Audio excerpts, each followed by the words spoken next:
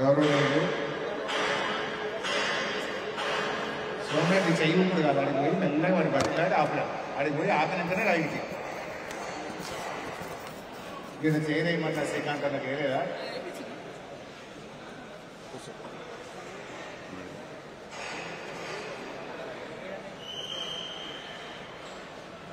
అందరికీ నమస్కారం. చాలా సంతోషంగా ఉండొచ్చు మీకు, నాకైతే చాలా ఆనందంగా ఉంది.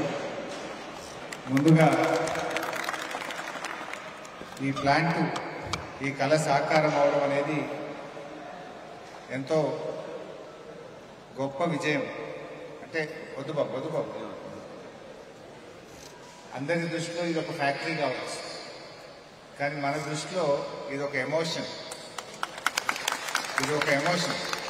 ఎందుకంటే రైతుల జీవితాల్లో ఒక గుణాత్మకమైన మార్పును తెచ్చేటువంటి ఫ్యాక్టరీ. జనరల్గా ఒక ఫ్యాక్టరీ అంటే 100 మంది ఉద్యోగం చేస్తారు, 200 మంది బతుకుతారు అని మనకు తెలుసు.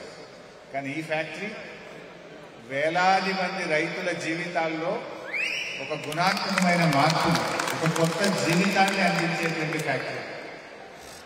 ఈ ప్రాంత ప్రజల యొక్క దిశను మార్చేటువంటి ఫ్యాక్టరీ ఈ ఫ్యాక్టరీ.